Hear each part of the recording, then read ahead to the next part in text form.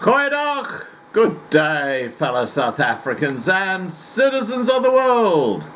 And you know what? It's funny, there's that old saying, look, if it doesn't affect me, I'm not going to worry. You know, everything's cool. Doesn't matter if the guy next door is really being impacted badly. I'm okay, Jack.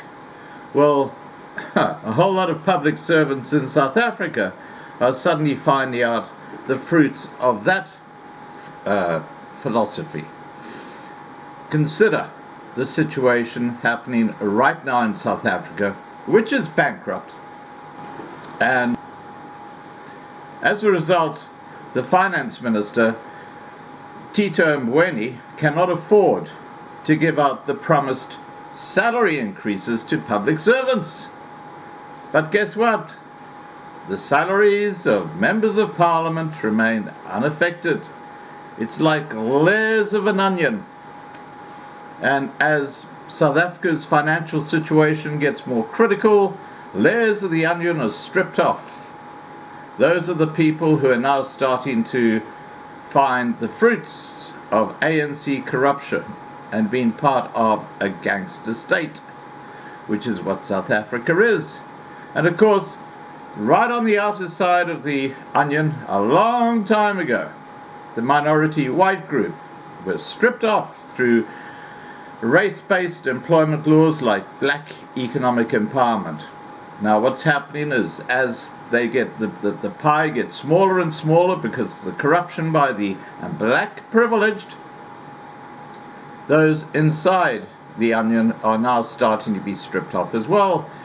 And the next thing that's going to happen, and I don't have to be a prophet to predict this, the next thing that's going to happen is there's going to be a huge number of public servants who are going to be kicked out of their jobs because there's not enough money to go around.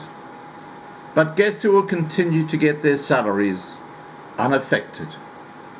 Yeah, the black privileged members of parliament. And believe me, those onion layers that have been stripped off right now are unfortunate for this ANC government. The guys who've got a little bit of this stuff, you know what I mean? You know what I'm talking about? And they are not going to be happy when they start losing their jobs on top of having their salaries docked. This is where we're leading, guys. This is why I talk about the impending civil war in South Africa.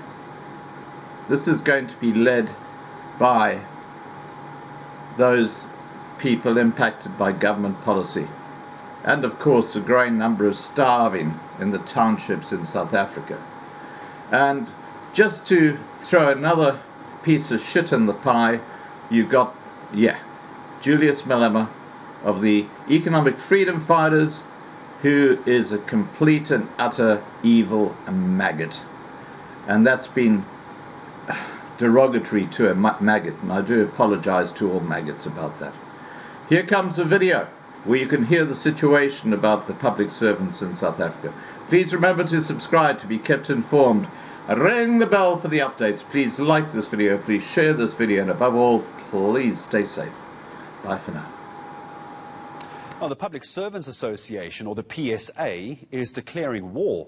Finance Minister Tito Mboweni proposed to freeze the wages of state employees, but the PSA says it wasn't consulted. It's taking aim at the Public Service and Administration Minister and now wants the President to even intervene. Here's Heidi Jokos with the details. The public service sector is angry. Wage increases for public servants hangs in the balance. Public Service and Administration Minister Senzo Mchunu has to deal with the fallout. I feel like our government is growing an angry nation, and we're going to start having psychiatric conditions because the stress will eventually lead to depression. They need to rethink their decisions, especially for people who risk their lives and give their all to serve the community, because it's not only the issue of freezing salaries for 3 years. We've risked our lives during the pandemic. We've lost soldiers in the war, our very own colleagues, and nothing is said. The Public Servants Association says it was never consulted over the proposal to freeze salaries. It says the only option is to approach the courts. Government must not try to use public servants to try and correct their mistakes. Taking money from public servants who are working very hard, it's going to worsen the problems of this government. The union says the last time it met with Minister Mkhunu was before lockdown. It adds an impression must not be created that he's dealing with the matter. For Mboweni to tell lies to the South African that the Minister of Public Service and Administration is engaging unions, it's not on. Public servants say they shouldn't be left to suffer.